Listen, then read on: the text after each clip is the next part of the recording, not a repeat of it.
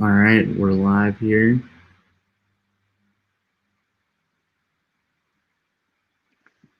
The chat. To activate chat, please enable channels here.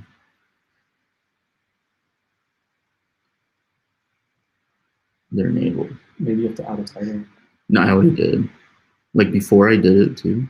Oh well. It's all good. We'll tell them to join Instagram and send questions there. Yeah. Can you go on Facebook and share from, because on my Facebook to the Origin Films Facebook page? Because I couldn't go live on that. Sure. And then we're going live on Instagram. Okay. Sorry, it's on your personal, and you want me to share it to Origin. Yeah. What up, Instagram? Welcome, welcome, welcome. We're just getting set up here, so just give us like 2 minutes. If you're on the stream, welcome. Just give us a few minutes. We're just setting up here. We will be going live, or we are live, but we'll be going more live in a few minutes. Evan, if you can hop in here on the Instagram, sure. And at the bottom, you can request to join us. Gotcha. So you can join us. What up, guys? Welcome, welcome. We're about to go live with Evan. You guys are going to learn a lot of valuable stuff here. He is a cinematographer. And just give us a few minutes to set up here. Yo, what up, Tony? We are good. How are you? All right, I'm going to see if this lets me do horizontal a bit. If not, it might be vertical. I just sent you a request.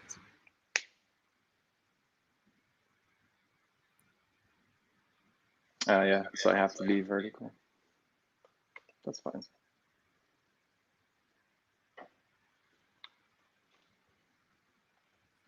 Look at all the peeps from around the world. Welcome, welcome, welcome.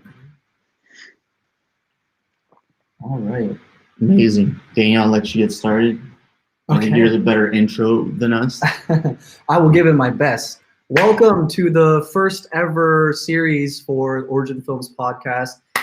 We're trying to do something new for you guys, try to give everybody a lot of valuable information by bringing on a lot of different roles in the filmmaking industry to tell everybody who's watching right now, you know, how to better yourselves, how to get started in your career, you know, tips and tricks that these professionals have used in their path to success and how you can implement it in your own career to better your skills and better yourself as a entrepreneur in the film world, you know, as a creative, whatever it may be. We're going to try to do this as often as we can, and we hope to provide a lot of value to the people who are watching today.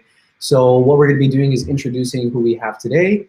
He's going to tell you guys a little bit about his story. We're going to go through a bunch of questions to try to get as much value for you guys. And at the end, we're going to do a bit of a Q&A. So to get started, I guess we'll start by introducing ourselves, talk a little bit about Origin Films if this is your first time learning about our channel, and then we'll pass it over to Evan. So Danny, one of the co-founders of Origin Films.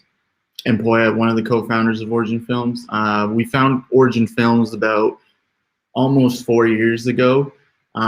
Pretty much me and Danny have been making films since we were about grade 7 or 8. Yeah. At first it was like really fun, and then in high school we were like, yo, we would go to the teachers and be like, hey, like, can we make a video instead of doing an essay? And then they'd be like, oh yeah, that's creative, like go ahead. And then we would just like make videos instead. And then we had a YouTube channel, and then eventually after that, Danny went in his own direction and I went in my own direction, but we were always best friends, of course. And then about a few years later, I was at a meditation retreat and Danny was working with a marketing firm, and I was pretty much like, hey, Danny, we should start a company. And Danny at first was like, you know, I don't want to start it, or he did want to start a company. He just didn't want to go like full thrust into it. And I was like, we need to go full thrust, dude. So pretty much we went all in, and now we're here. Yeah, and that's pretty much kind of our story. I hope I told it well enough. Yeah, so pretty much we're interviewing Evan today. I'm gonna let Evan go off and tell a little bit about himself.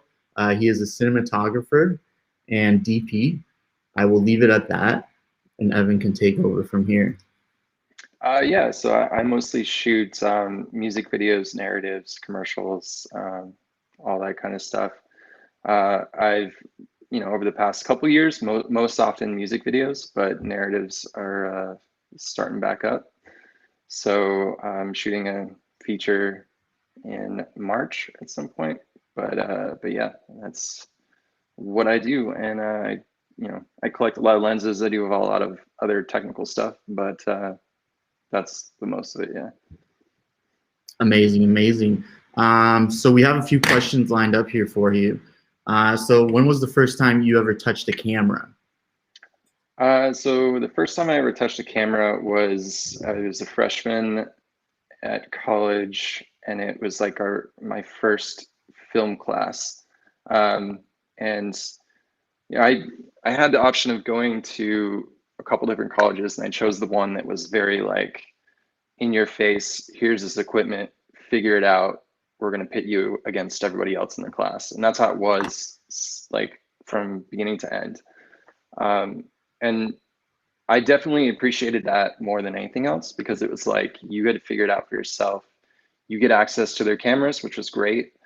Some colleges don't let you have that type of thing. You have to go through just endless like courses before they even let you touch a camera. And that's not quite what I was looking for. It was more like, just I ended up reading all the manuals for all the cameras that they have. And yeah, I felt like that was a better way to learn, was just to get out there and start shooting. Was it a school specifically for film? Like you were always interested in film growing up and you're like, my heart is set, I want to pursue this? Or was it like a side course that kind of like snowballed into becoming your career? So it was a film school, but I transferred. I had a couple of other things I wanted to do. I wanted to be a music major. I wanted to be a graphic design major, but none of those really felt quite right. And so I ended up going to film school. I transferred from a graphic design major to a film major, and that just it was kind of like a combination of everything I wanted to do, and so that just felt more correct. Yeah. Yeah, as a creative, yeah, for sure. No, that's awesome.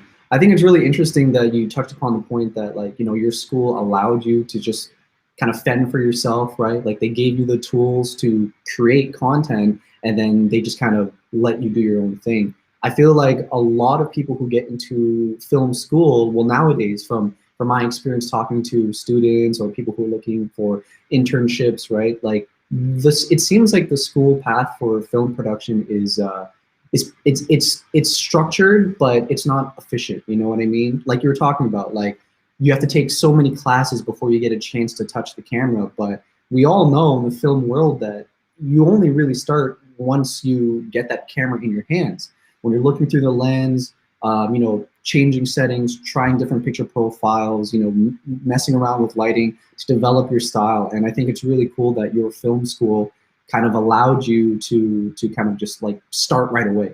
That's such an important thing, like creating the foundation of starting from scratch is, I feel like, every filmmaker's toolkit, because you arrive on a location or you're scouting a location and you're like, okay, what can I do to make the shot look amazing? And you're just looking at the natural light and the motivated light and what you can do. And I feel like your film school gave you the opportunity to kind of like build that muscle early on. And I think that's really awesome. Do you have any tips for people who might be interested in pursuing film school? Yeah, I think that it's, when you go to film school, the teachers don't really know what you want to do. You know what I mean? So I think that it's important throughout the process to sort of narrow down what you enjoy doing.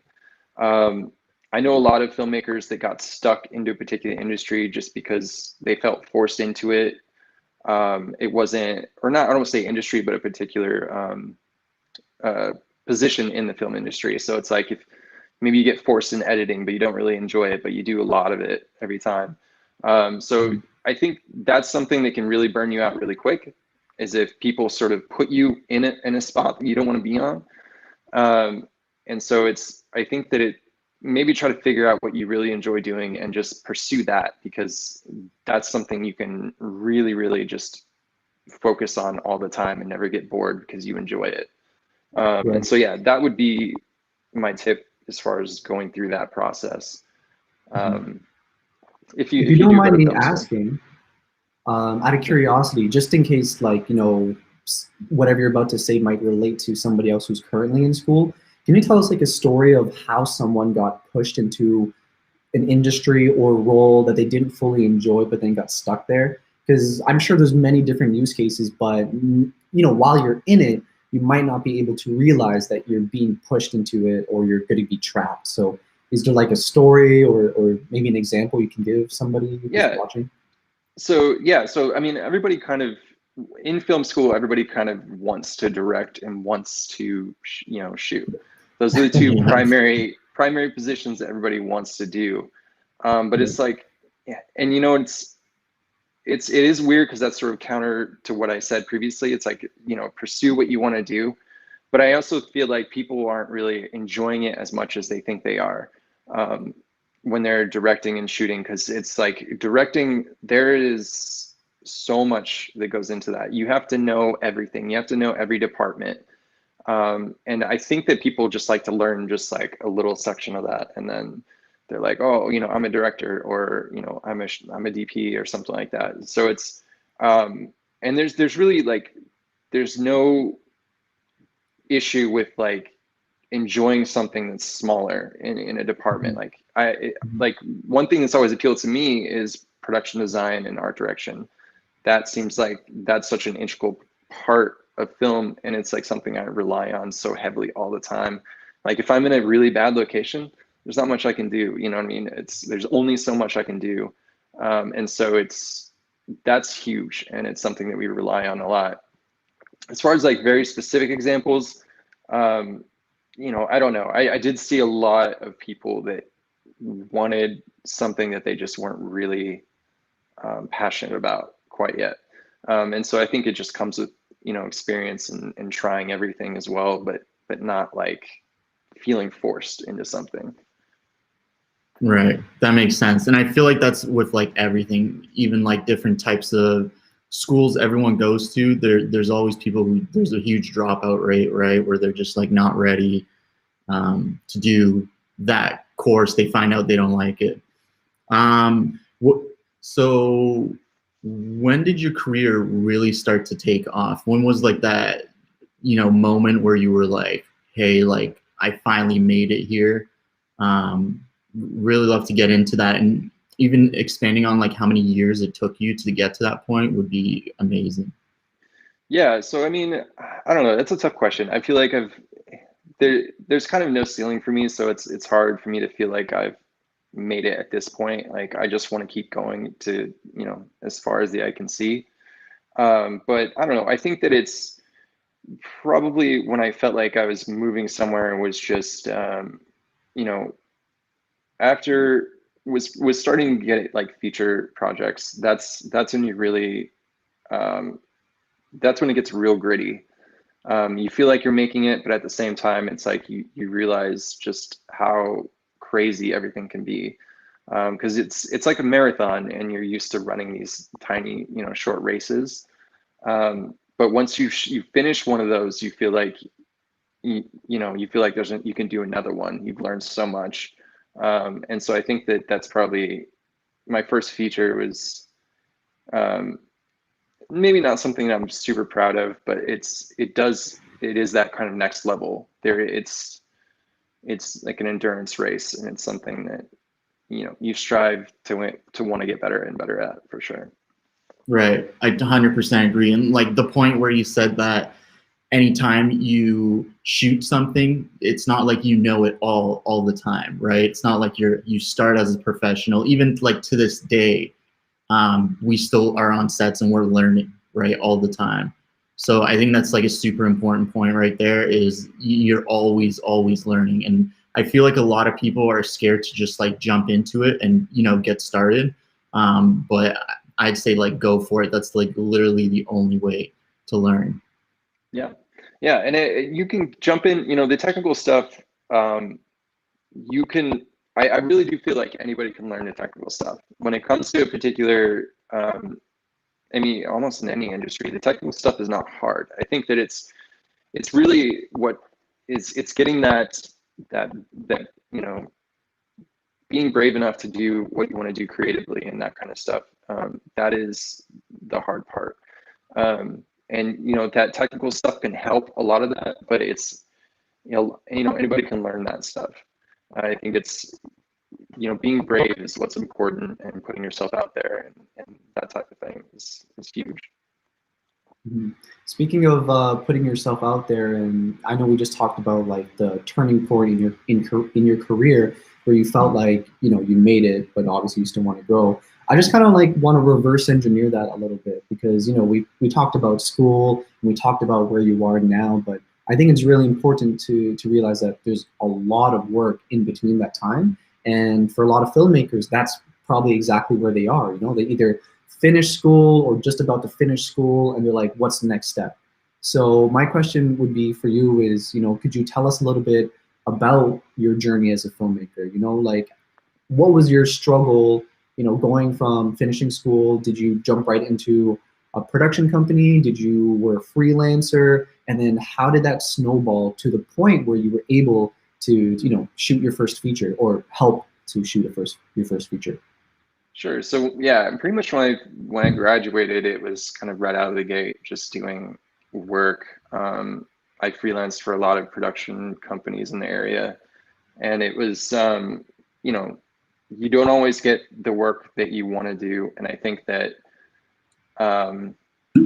that's something that you learn and grow about too.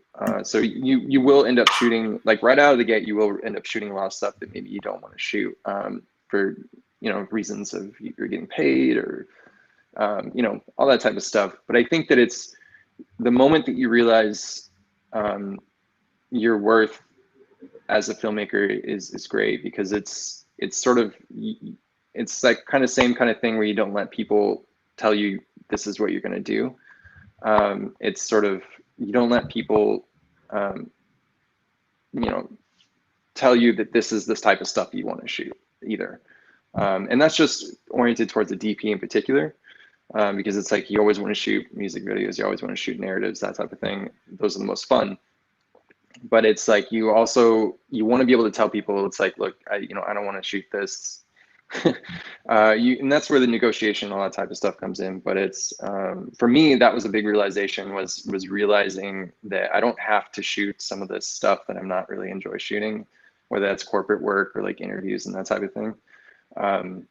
You can position yourself in a different area. It's just about, you know, being brave and learning to tell people no. It's, you know, I don't want to shoot this. You know, it's up to you. It's not, they'll make you feel like you have to shoot it. They'll make you feel like there is no other option. This is the type of content you're going to be shooting for the rest of your life. But yeah, your job is to say no and to feel more comfortable with what you want to do when it comes to filmmaking. Right. And I feel like at the point you're at now, like you have that opportunity, but I feel like it's super important for people to realize at the beginning that it's good to go into jobs that you don't want to do, right? At the very beginning, because it's super hard to get into the industry. And even a lot of the time, like me and Danny come across people who come on our sets for a certain role, but they're actually interested in, you know, a bunch of different roles, right? And sometimes until you get on the set, you don't realize that, hey, like I like this other role. And I feel like once you get on the set, it's a really huge opportunity for you to make a lot of connections, and then eventually push yourself into the role that you want to do as well, right? But once you're good at what you want to do, then it's about putting your foot down. I completely agree with that, and saying, hey, this is what I want to do. And there has to be that realization. I feel like a lot of people get stuck as well in a role that they keep doing over and over again that they don't like, right? They're scared to put their foot down and be like, hey, I don't want to do this anymore. I want to do this instead. So it's definitely, communication is key in there. Mm-hmm. Diving a little absolutely. deeper into that point too, like Evan, you were talking about positioning, and I feel like it's not really talked about a lot, but like filmmaking is a business at the end of the day. If you're a freelancer, like if you post your content online on your Instagram as your portfolio, you are technically marketing and branding yourself. And like you said, like positioning is super important. So for anybody who is just starting or, you know, thinking of freelancing, you know, something to keep in mind is how you want to position yourself, how you want to represent your work. Evan was talking about saying no to specific jobs. That is totally true. Like, you know, if you don't want to do something, feel free to say no and continue to brand yourself that you specialize in a specific type of work. But to what Poya said, like if you're just starting out, like take as much opportunity to work as you can to expand your experiences and develop your skills more. And at the same time, just position yourself, you know? Yeah, absolutely. I think it's sort of that learning experience. It's like the college thing I was talking about. It's like you grow up until the point where you know what you want to do. But yeah, when you're definitely starting out and you first come out, do take a lot of projects, and it'll come to you. You'll know when that moment happens, when you feel confident enough to say, you know, this is the department I want to go into permanently, or this, you know, or you want to direct, you know, and you want to do every department, that kind of thing. But yeah, totally, I agree with that. Amazing. Just before we continue, I just want to tell everyone on Instagram and live, if you guys have questions, if you go to the bottom, at the end of this, we're going to have questions with Evan and us, so make sure to ask them. You can go to the bottom. There's like a question tab. You can click into that and submit your questions for later. This is kind of a fun one, a little fun question we had for you, Evan. What's the funniest thing that's happened to you on a set? The funniest thing, and there's a lot of funny things that happen on set. That is That's true. a great question. Oh, wow. Yeah, I don't know. You know, actors, when you're working with a comedian, they will get you every single time, and then it'll be every single take. And it's, yeah. So there was a short film that I was working on, and yeah, one of the actors, when you see the whole set laughing, and that's what happens a lot too when you're behind camera, you know, you gotta be careful because you're seeing everything before anybody else does. So when you see something really funny, it's hard to just be silent about it. You know what I mean? They're recording audio, all this other stuff is going on. So yeah, if you have a comedian on set, and I just remember times where it's like you really got to hold it in because it's hard to not laugh. Yeah, I mean, it was a short film, and she just had the whole room dying every take, and so yeah, that was probably definitely the funniest moment. But yeah. That's awesome. Next question, what's the weirdest thing that's happened on set? Weirdest thing. I used a styrofoam cup as a tripod one time. Oh my God. With a red camera? It was, well, I think it was a long time ago. I think it was a Blackmagic camera, but it's like, Right. you know, getting those moments where it's like you're somewhere, you don't have time to do anything else. And yeah, that was weird, you know, I think it was one of those situations where I was on a table and I didn't have anything to raise the camera up, but there's a styrofoam cup there and the camera was like light enough. So I was like, all right, whatever, we'll do this, you know, and that was definitely a weird one. And yeah, it was extra weird too, because we were in like a $3 million jet when we did it. So we couldn't bring any like equipment on there. You know what I mean? It was very like, yeah. So whatever works, you know? Yeah, exactly. I feel like that's such a filmmaker thing, right? It's whatever works. Yeah. Like in the moment, it's like we're paying so much money to everyone. We're wasting time, right? Like we need this one thing. Like what can we use instead because we don't have it, right? Yeah. And everyone Totally. puts their minds to it. It's like it's such a team effort all the time. We have a game set up here that's a little bit of fun. It's either or and why. So Okay. For example, it's like filmmaking or photography, and then why, right? So we can go a little bit more into it. Yeah, so the first one's filmmaking or photography. Filmmaking, definitely. Right, just more fun, of course, filmmaking for you. Yeah. I think photography, man, filmmakers and photographers sometimes go at it, and I think it's because filmmakers, everything is bigger and heavier. And sometimes we get really jealous about photographers because, you know, I need this, you know, 50-pound rig to move a camera. And yeah, that's not necessarily the case for them. So yeah, I'm definitely jealous of photographers. But what photographers do is really hard though. You know what I mean? It's like there's so much competition there. So it's like I respect that totally.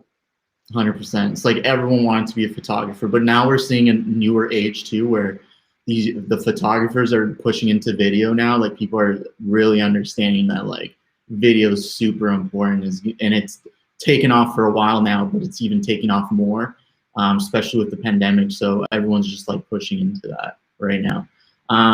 Do you prefer telephoto or prime lens? Well, it's so like zoom lens or prime lens or telephoto or like a medium. Yeah, zoom lens or prime lens. I prefer prime lenses.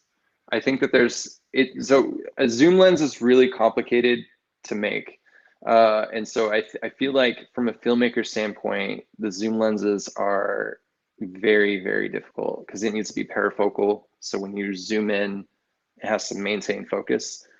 And photography lenses don't do that. When you zoom in with a photography lens, the focal plane changes. And so to have a great cinema zoom lens is amazing because then you can do those really cool but kind of vintage zooms on people, and they stay in focus the whole time. It's beautiful.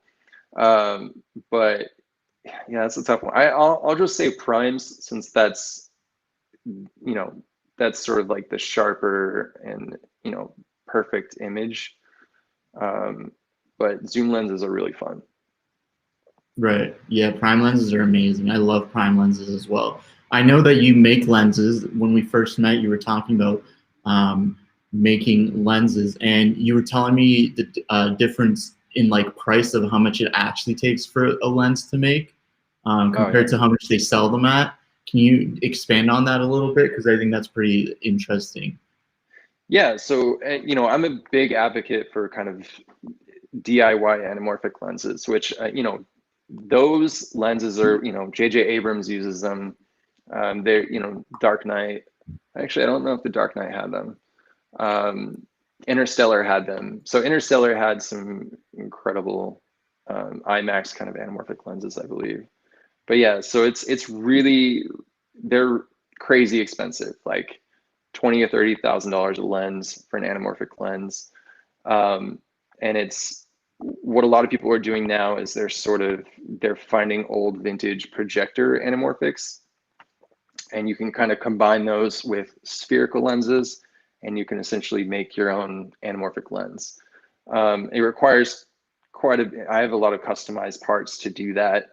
And there's a lot that goes into that, but it's, you know, I mean, you're talking maybe something that would cost max like 1,000 compared to something that would cost 3,000 or 30,000. You know what I mean? So it's a huge deal, and you're always looking for where the cameras are going to. So right now the medium format thing is blowing up. So you can get old vintage medium format lenses and adapt them to like an Alexa Mini LF or Red Monstro, these huge sensor cameras. And so it's you're always trying to look to ways to do something really pretty as cheaply as possible. And so yeah, that's basically all my lenses are kind of oriented towards achieving something like that. And they're unique too because, you know, you've essentially designed them yourself. You know what I mean? Thanks to, you know, other companies essentially made the glass, but you're kind of combining all these different optical elements. It's very modular. it's a modular experience. Right. So would you say lenses are overpriced in the industry or underpriced? Or So well I'd say like, priced? I'd say primary main brands like, you know, RA Master Primes, these are definitely overpriced. But you don't really, like, it takes a while for you to understand why they're so expensive. And a lot of it just has to do with like just perfect manufacturing. It's the tolerances are perfect in it. And when you first start building lenses, you might do things like go out there with very kind of janky lens. And that's when you realize why things are so expensive, because they're supposed to last on set for like months and months and months and months, you know? So, but even the most expensive lenses have to be serviced regularly. So it's just, that's part of the reason why I think they're overpriced, is a lot of people don't realize that, you know, you get a brand new Canon lens, it can still go out of alignment after a year's use, and be soft or have some issues with it. And so I do think that lenses are overpriced for that reason, because they do need to be serviced. And I think that those guys are really incredible. The lens techs and the stuff that they do, yeah, they deserve a lot of credit. Out of curiosity, do you have like a favorite brand, like when it comes to professional, high-level cinematography and like the pro consumer market? Like if there was somebody who's shooting with Canon, Nikon, Sony, like is there a brand that you would recommend just because you're so knowledgeable about lenses? You know, is there something that you would, you know, typically stick to? So as far as lenses go, I think Sony is incredible. Sony has a lens mount that you can put almost anything on. They really kind of nailed it with that. You know, Canon is kind of coming out with their new RF mount, so they're kind of battling Sony with that. But Sony is really incredible because of how close their mount is to their sensor. You can put almost any lens you want on there. It can be adapted to that. And that's really impressive. So yeah, I would definitely recommend it if lenses are your thing, to look at like the Sony Panasonic GH5 if you're into anamorphic. Panasonic is really cool because their sensors are more vertical, they're less horizontal, so they're perfect for kind of anamorphic lenses in a really small package. Out of curiosity, again, just because, sorry, I'm like pulling out all these random questions because you're like making all these connections that I find really interesting. No, like, you know, before you were talking about medium format and how that's blowing up, and then you were talking about how Sony has the best lenses right now, in your opinion, and then how Canon is also coming out with these new lenses. Are there any other trends that you might see? Like, where do you see the film industry going for the pro consumer market? Like, as of right now, the biggest, I guess, clickbaits are like, you know, Canon doing that 8K, even though it overheats, and like Sony coming out with 8K with their Alpha 8.1. Like, other than just higher resolution, do you see any other trends in the pro consumer market? So let me see. Let me think about this. In terms of filmmaking equipment in general, you know, lighting is really interesting. The stuff that Aperture is doing is really next generation. As far as cameras go, I do think that medium format is going to continue blowing up, which I think that there's a lot of misunderstanding regarding medium format. I think that a lot of people think that medium format just means shallower depth of field, that type of thing. But it's really just the lenses that are doing that. So there's a really big misunderstanding there. So I definitely think that you're going to see sort of medium format blowing up. But at the same time, you're going to see just standard kind of full frame lenses blowing up as well. You're going to see lenses that are, you know, f.95 crazy fast. They can go on like a Canon 5D or something like that. Which is in itself basically a medium format camera at that point. So yeah, I'd say that that's where you're going to see the majority of trends. You're also going to see the smaller cameras. Everything's going to be getting smaller. That's going to be a big deal. And then you're going to be seeing, probably from a filmmaking standpoint, more global shutter, because you know, shutter is a really big problem when you have a CMOS sensor. There's lots of issues that you can encounter there. But yeah. Very cool. One, because we're on that topic, Canon or Sony, which one do you prefer? I probably prefer, that's a tough one. I mean, Canon's got, I think, really great colors, but you know, Sony's got I have to go with Sony. It's just being able to use any lens is amazing, you know. And Canon's getting there, but I think it's the RF, their stuff is, I think, not priced well enough. Right. And Canon likes to release the same thing over and over again with just a number that's different. But you know, Sony does something similar, so they're all kind of like that. But right, I think we originally got into Sony for like video when we first started, right? Because we had the A6300 as our first camera, and then we bought an A6500 later. But it was so well priced at that point for what you were getting, 4K 24 frames, and it was just so good, right? Like 1,200 Canadian at the time. Like, oh my god! And now, now that the A7S III came out, I'm like, it's amazing. That camera's just a beast. yeah, They're just and they getting so much better. They just released an 8K camera as well, an 8K DSLR, which is pretty exciting. But yeah, yeah, it's amazing what they're putting in such small containers. Right. Yeah.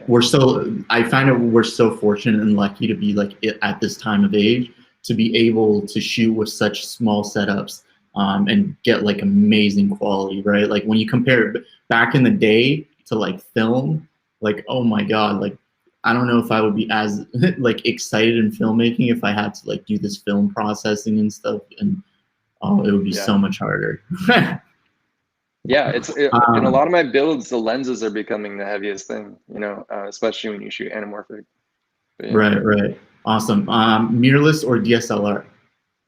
Mirrorless. Yeah, that's an easy one. Unless you're, you know, no, I think mirrorless.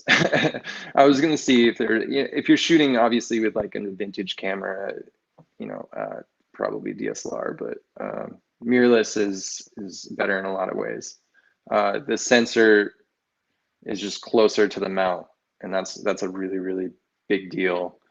Mirrorless, they have to have all this space in the camera for the mirror, so you can't put almost any lens you want on there. So that would be the biggest factor for me. Right. Mitish dash time pass asks, can you elaborate the need of 4K, 8K, etc.? Sure. Yeah. So, you know, the 4K 8K debate is really interesting. I personally own an 8K Red. I don't think 8K is important. I just happen to own one. I think that it's 8K is very interesting when you're super sampling down to like 4K or 2K, which is a very extensive process. You need an insane video card to do that. But besides that, I don't really think the 8K is worth it. 4K can be. I think 4K is a pretty significant difference between like 1080p and 4K. It's more of a difference. But yeah, I would say 8K is probably not necessary unless you're doing some crazy super sampling thing. Right. Even in like cinema, even if you're going there, yeah, so I think the cinema, I think what a lot of them are doing some form of super sampling, which, I mean, you would need a pretty insane machine to do that. And so I think that that's probably what they're doing. When you super sample something, you do get a better image, but you also have to be editing and working in an 8K space, which nobody really does. When you open up a sequence, it's usually like 1080p or 4K, and you're kind of scaling down to that on the fly. But yeah, I think that there's also a lot of misinterpretation of 8K and 4K, and really, like, you can have a 1080p camera that has a really high resolution because it's a perceived resolution. This camera looks so much sharper. It looks like it has so much resolution, even though it's like a 1080p camera. And so it's kind of a weird thing. Not all pixels are the same, you know, that type of thing. Right. I think what I love about 4K is being able to like composition your shots properly. Usually when you're scaling down, of course, to 1080, just makes like such a big difference to me. Or in like wedding films, if you're shooting in like 4K and then you're going to 1080, having the ability to like zoom in, right, like on a shot is so much better. Like being able to do a close up and a wide, right, on a wedding makes it seem like you have like 5 different cameras when you really have like 2 there, right? Yeah, like absolutely. yeah. Yeah, I've done some shoots where that was specifically requested. You know, they wanted the 8K so that they could have multiple angles. And so yeah, that can definitely be the case for sure. Right. Yeah, so much freedom. Anamorphic or spherical? Oh, definitely anamorphic all day.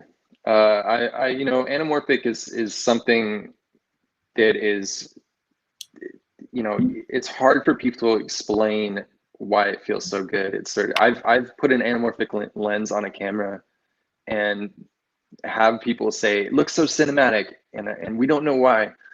So it's like anamorphic lenses just have this really amazing way of creating depth and making things feel cinematic. And of course, there's a lot of people that try to achieve that without using an anamorphic lens, and you absolutely can. It's just that an anamorphic lens is you know, it's more, it falls back to more of that 70s and kind of that feel, that height of cinema, where, you know, everything just looks grand. Everything looks like it's much bigger scale. And it also makes it seem like you're spending an enormous amount of money. Because when you see an anamorphic lens, you usually associate that with big budget, you know, project. But yeah. Right. Awesome. Wide angle lens or close up? Probably close up. I'd prefer close up. You know, I don't typically like to favor one more than the other, but I think that close ups, you know, they just feel more, I don't know, they feel more intimate to me. And it's a wide angle is usually just feels distorted. It just feels, I mean, they both work, so it's hard to suggest one, but I like close-ups more, I think. Right. It's obvious, definitely like situational, of course. But if we were to stuck with one lens only, of course it would be close up. Like it's like 80%, you know, of the shots is like in that range, right? Yeah. Awesome. Aside from that, we're kind of going to wrap it up here with some closing thoughts and then get into Q&A. So if you guys do have questions, make sure if you're on Instagram or any of the chats, just put down your question and we can start answering them. On Instagram, if you go to the bottom, there is a little Q&A thing you can do. So make sure to like go into that because the comments, there's just like way too many comments to go through.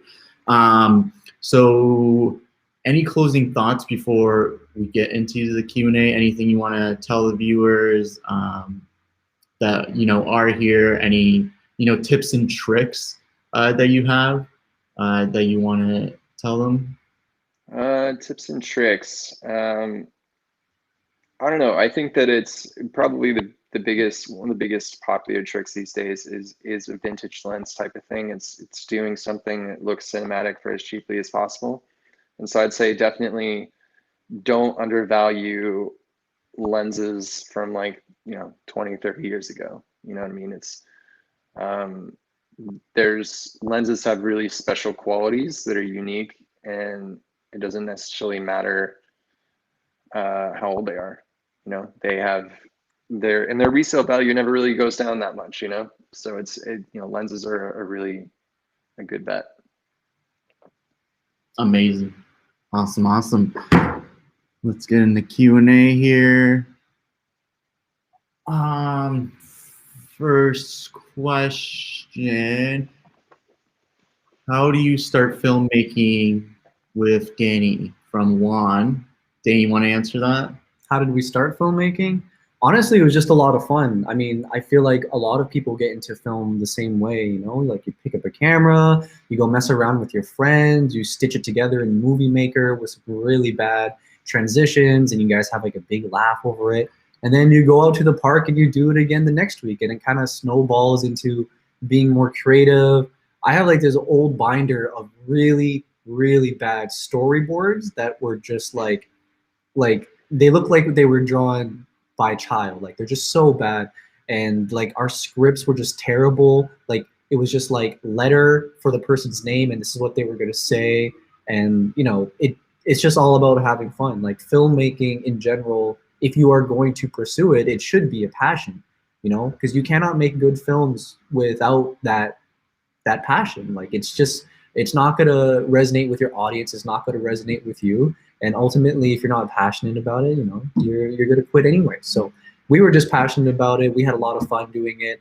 And you know, it was honestly really scary. I feel like a lot of people love film and you have two options, right? You could go the film school route and that is a great way to get your foot in the door. Or there's people who kind of just hop on the photography train, you know, learn videos online, YouTube, and then kind of start. But the downside to that side is that, you know, you're starting from scratch. You have no experience in the film industry. You don't even know how to get clients. So for us, like it was just about jumping in, taking that risk. So for anybody who is asking like how to start filmmaking, you know, first of all, make sure you're passionate, make sure you enjoy it, and then take the risk, jump into it, and you know, it's going to be a battle, but it's worth it in the end if it's what you like. Yeah, and to go a little bit on that too, like me and Danny never went to film school. We learned everything by ourselves. But it doesn't mean you can't take advantage of the connections you make in film school, because whenever you ask someone who goes to school, like, what did you learn the most? I feel like the most thing I've gotten back with like any course, like anything, is the connections they made while they were in school that really paid off. And what me and Danny did to take advantage of that is we had a friend who was in film school, and then they were doing a short film in film school, and then he brought us in on that short film. And then obviously like we could bring people value there and make those connections at the exact same time. So you don't need to pay that, you know, hefty fee of going to film school to take advantage of the connections. Just find someone within it. You can go into like their groups if you really wanted to, like the film, you know, making groups that are like a part of a local school, and then, you know, talk to someone through there and make connections. So that's one thing that I would say. Can I add to that real quick? Yep, of course. So yeah, that was actually, I think that's definitely true. My experience with college was exactly the same. Like I don't really, as far as like learning stuff, it was more about the connections. It was more about being challenged than what you actually learned from a lot of the people. Those you know, YouTube videos, and there's so many different ways to learn, and I still do all that stuff today. And so, you know, what you get from college really is a lot of the connections, and it is they challenge you. They give you reasons to do something, and there's ways for people to find that besides college. Right. With you know, the amount of money you pay, $30,000-$40,000, right? Like imagine just like creating your own film or series, you know, from that amount of money that you're really putting into school. So through that experience, I feel like you learn so much. Like spending $40,000, that's, you know, you can make so many like $2,000 ones until that point. I like this question. This is a really great question. I think you took advantage because Evan is a DP and he'd be a great person to answer this question. Honestly, we haven't even really put too much thought into the answer to this question until recently we shot like a commercial for a company, and one of the DPs we brought on board was super enthusiastic about talking about filters, and he just like blew my mind about all the things that we didn't even know. Like we're pointing ourselves that we're like in the pro consumer market about to like kind of enter into the cinematic world, but he's already been there for years shooting in Mexico, different parts of the world, and he talked a lot about filters. So Evan, I feel like having you to talk about filters would be amazing. Mr. Pixel wants to ask you if you had any tips about filters. Sure. Yeah. So I mean, it's hard for me. I think that all kinds of filters are really good. If you're shooting film, a matte box is just incredibly valuable, and it took me a long time to just realize how valuable that is. And a lot of the time, you try to go out there with those circular filters, and you're pulling them on and off, and but it's when I first got a matte box, it was an incredible experience. And those filters are really expensive, but it's truly amazing just being able to swap them out really quickly. I mean, I have 3 filters almost all the time in my matte box. I have Indie. I love Schneider Digicon. It's just a very, very kind of filmic way of doing contrast in camera. And then sometimes I'll have a diopter in there as well if I'm shooting anamorphic. So yeah, I stack a ton of filters when I shoot. And there's lots of good ones out there. And there's, Tiffin has some amazing videos so you can see how all the different filters affect an image. And I've probably watched that video dozens of times. It's just really, really cool that they did that. They made this really great just comparison video showcasing what all their filters do. And so, yeah, it's when you're shooting with a look in mind in camera, filters can really, really help accentuate that. If you're shooting for a more generic image that somebody else will color correct later, and it just always kind of pops out feeling a little bit more bland, filters don't help as much, because filters you're baking in some sort of look into the camera. And so if you're shooting, you're color correcting, or you're really tight with the person who's doing that type of stuff, filters are incredible. Awesome. So basically, to summarize it, learn your filters and start implementing them. For sure. Awesome. Next question, which phone is better to shoot on? Personally, I prefer iPhone, but I feel like you can really use any phone at this point.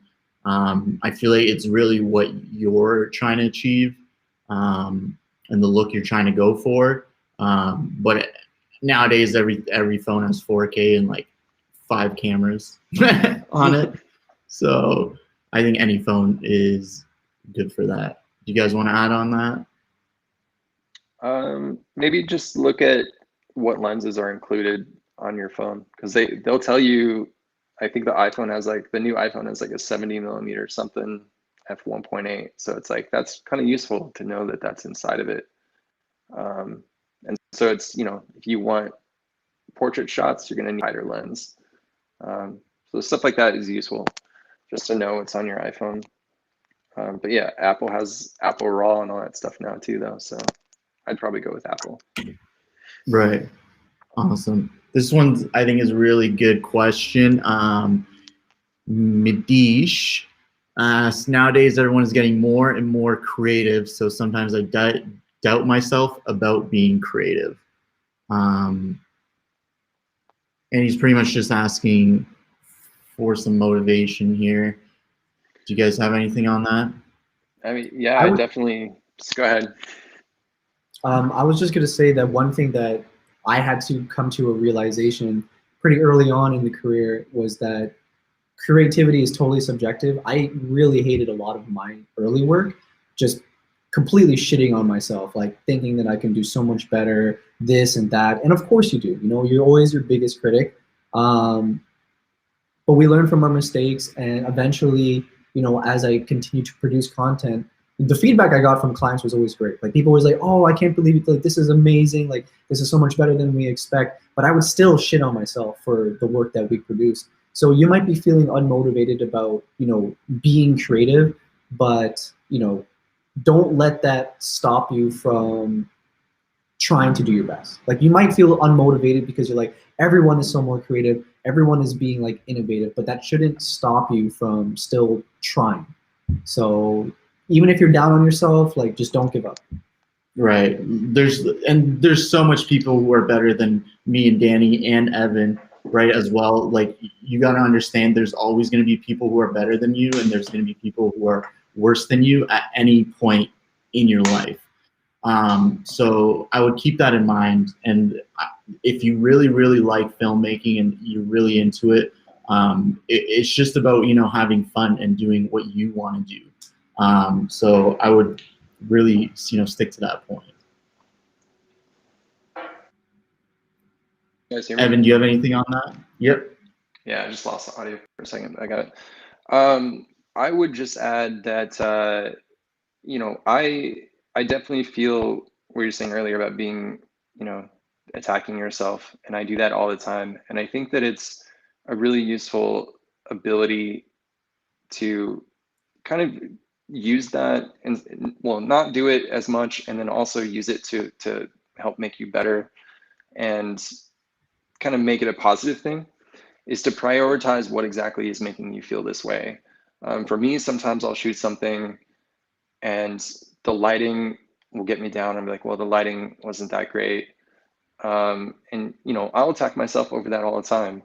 But then it's like, you really have to think about what it is I think that people know what is making them feel that way. They know more precisely than other people would. So don't rely on what someone's telling you, but if you're like, I know why my lighting was lacking in this particular shot or something like that, and you let that help you prioritize what you want to focus on next. You let that fill your mind, not the negative parts about it, but the ways that you can not feel that way next time, feel a little bit better about it. And I use that all the time, whether it's like lighting or lenses and all that stuff. Right. I think there's like a really good perspective here, like a positive perspective, which is like, I think Tish, like, you're lucky enough to realize that, hey, like my lighting is off or my camera work is off. So now you have the opportunity to be able to grow that.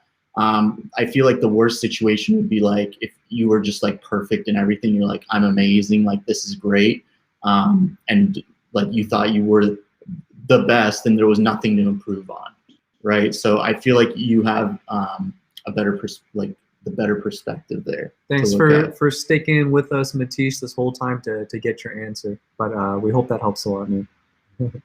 Did we lose the feed? No, we're good here. Okay. Yeah, we can hear you on Instagram too. Okay, cool. Favorite focal length? That one's actually an interesting one from Matish as well. Do you have a favorite focal length, Evan? Yeah, I think the 50 millimeter is amazing. Probably next favorite would be like 85 millimeter, but 50 millimeter is very similar to the human eye. So I could probably shoot an entire film with a 50 millimeter. And yeah, that's 50. That's great. Yeah, 50s are great. Great question. How do you consistently get clients? How to get consistent clients from Vomay Photography? So I think that your attitude on set and your attitude when you're working with clients is huge. And it's like a web. Everybody's connected to each other. So if you really hit it off with somebody, you can get gigs. You can get more consistent work from that source. You mentioned college earlier. A lot of my connections kind of webbed out from college and then just started making their own webs. But yeah, I think that your attitude is really big, and sometimes you're going to have long periods of time where you don't have a client. I think it's important to not get down on yourself. It's super, super easy to get down on yourself if you haven't had a client in a long time or something like that. But it's really just sort of it's really just kind of relationships. It's all relationships every time. Right. I 100% agree. Like, the not getting down on yourself when you don't have clients is like super important. Like, I feel like when you don't have clients, your main goal should be like, hey, let's work towards how I can get clients. Either that's like Facebook ads, reaching out to marketing.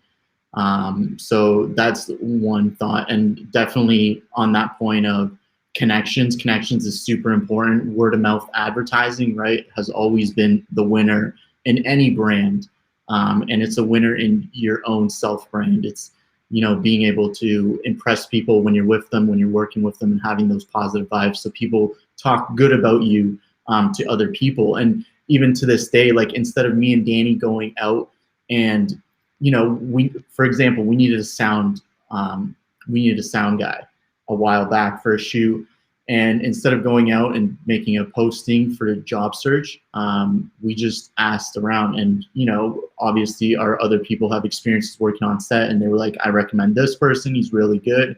And they ended up being great. So having that is amazing. And I think that word of mouth is just amazing. Yeah. Dan, you have anything on that? Totally.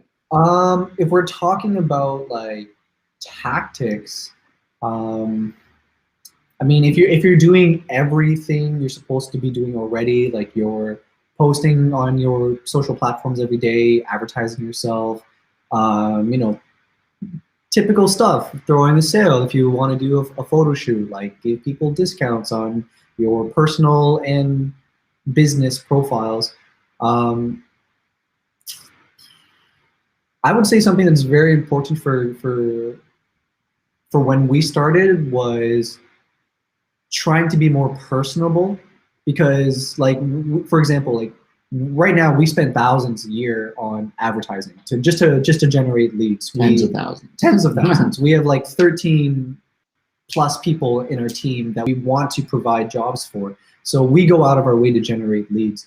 When we get a lead, that's not it, right? Like we can get 100 leads a month, but how do you close those clients? And the hardest part for us in the beginning was figuring out our system of showing these clients who we are, how we can bring value to their company, to their project, whatever it may be.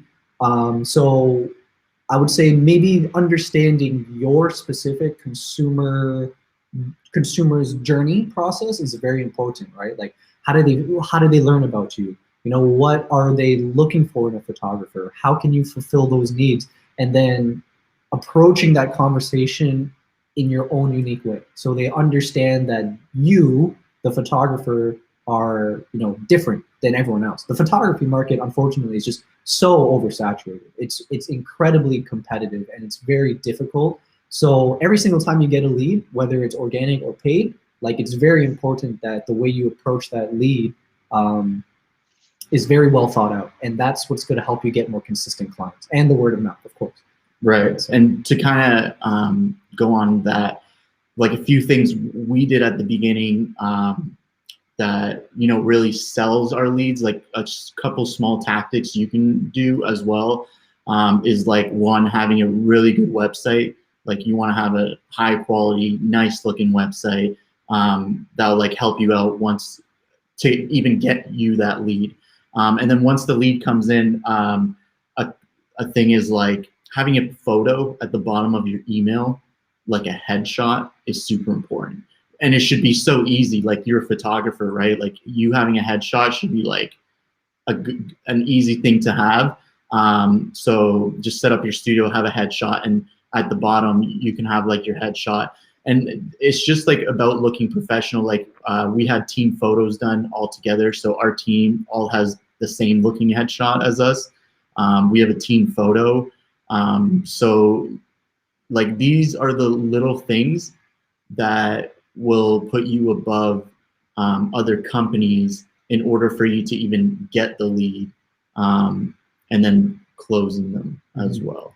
Speaking of what Poya said about like things you can do as a photographer that are like super simple, something that's super simple in general is testimonies. Like if you're a retail photographer, in the sense that like, you have your professional photography, then you have like your retail photographer, your clientele is probably looking for somebody that they can trust, and testimonials or reviews are super easy to get. You can set up a Google business account for free. You can get Facebook, Facebook recommendations, and those have so much weight that you should never let a client walk away without asking them for a review. Oh, we chase our clients for reviews. I follow up like 5 times for a review. And we ask them to give reviews on like 5 different platforms. Yeah, I'm like, here's all our links, and go, like, can you please review this? And like, I'm to the point where like if they don't review, my last email is gonna be like, I'll pay you like $30, like gift card right now. Like leave us a review, because it's super important. Like a review will sell. Like think about you going on Amazon or like anything. Like, do you really purchase anything without a review? Like you're always looking at reviews. Those reviews mean a lot, and yeah, you definitely need reviews. I had something that wasn't mentioned that was super important. Oh, free shoots. I don't think we mentioned free shoots. To this day, if me and Danny aren't busy, like we'll go out for a free shoot and make some connections. You know, I feel like nowadays we do it for like charity more often. But even aside from that, like we'll go out and do free shoots just to like shoot and make connections, right? So like to this day, Origin Films co-owners, like the people you're looking up to and you're like, these guys are huge, right? Like we're going out and doing free shoots. Obviously, there's like there comes a time where like free shoots are dangerous. So like just, you know, make sure you really look into this shoot and like see if it's valuable in both parties when you're doing that. So definitely free shoots is one. Do you want to expand on that story? I think it's really interesting. So this is how it worked. We were basically shooting a documentary for a photographer who was creating a book. He was creating a 10-series book with a bunch of models to recreate basically like this old age look. I can't go into too much more detail, but basically he wanted us to come in for free. We had him pay for our camera kit, which wasn't that expensive to rent it out, but that was it. So we didn't profit anything from it. After that, what happened was on the shoot, we made connections with the models just for fun. Like we didn't even know if it was going to lead anywhere. And then a week later, one of our friends who runs an e-commerce website needed content creation. So he brought us into his company to create that content. And luckily, the models that we worked with were all semi-big influencers, like 50,000 plus followers. And it was the perfect connection for his brand and what he was selling, and the models, you know, audience. And we just were able to leverage the models with the new e-commerce company to get a job. So that's an example of how a free shoot that we did, where we didn't know if it was going to be incredibly profitable in the long run, actually worked in our favor. So that's kind of the end result of what Poya was talking about. Right, and it's insane, like the connections. Like one of the girls like is close friends with like Logan Paul and was like in a bunch of his blogs, right? Like, and you're meeting them at a free shoot. Like think about that and like leveraging that. So it is very true, like what you can do from free shoots. Next question here. We're gonna do 2 more questions to end it off. I'm from India and I want to come to Canada and do my filmmaking course of 2 years. I think this is a pretty interesting question because we were kind of like bashing on school a little bit in that sense. But I feel like in this situation, I would definitely go to school because you're from like India. You're going to learn a lot of like English and you're going to get so many connections within like Canada that's going to help you really like break into this industry as well. So I think that's all I have to say there. Yeah. Any more questions for Evan here? This one might be for Evan. Last question. Which is your favorite software to use for coloring, Premiere or Davinci? I use Davinci a lot. I actually use Davinci for everything now, including editing. I think the Premiere got a little soft. They weren't moving as quickly as a lot of people liked, and so a lot of people are using Davinci for, you know, editing audio and color. You know, I work with pretty high resolution raw images all the time, and it's really cool to kind of be able to edit and do it all in one place. And you know, color is something that's really tricky to do, and I think that Premiere still has a really long way to go as far as growing in terms of color. Okay. Amazing. Awesome. Well, thank you for everyone for tuning in. Evan, last thing, Do you have any socials you want to share on here? I know on Instagram, you are live with us right now, Cinematographer on Instagram. I'm pretty sure you can probably click the top, guys, and follow Evan and kind of see his work there and his music videos and his reel. Do you have any other socials you have there that you want to share? No, I really should, because you guys are incredible at that. But yeah, sometimes I make myself hard to find for some reason. But yeah, no, my Instagram is probably my preferred social media. Awesome. Well, guys, if you either came in late on this, it's going to be live for the next 24 hours. We might push it to YouTube as well. But aside from that, this whole thing was for a podcast. So we're starting a podcast. It's called Filmmakers Uncut. You can find it on all the major places like Spotify, Apple. If you're listening to it right now on the podcast, this is our first episode. So we would really, really, really, really, really thank you if you could leave us a review on there, so we can grow. So if you guys are listening to podcasts, I hope you enjoyed it. We're going to be doing this. I think right now we're starting with 1 guest a week, but we're going to push over to 2 guests a week. And we're just going to be bringing in amazing people that we've worked with as well. So listen to it. And if you guys have any questions or comments, make sure to leave it in there as well. Amazing. Do you guys have any closing statements, thoughts, anything before we? No, I don't think so. None, other than say thank you, Evan, for taking time to hop on this with us. Thank you. Yeah, we hope you had some fun. I learned a lot, so I'm glad we did this. Amazing, amazing. Awesome, guys. Enjoy your day. Thank you, Evan. We shall see everyone soon.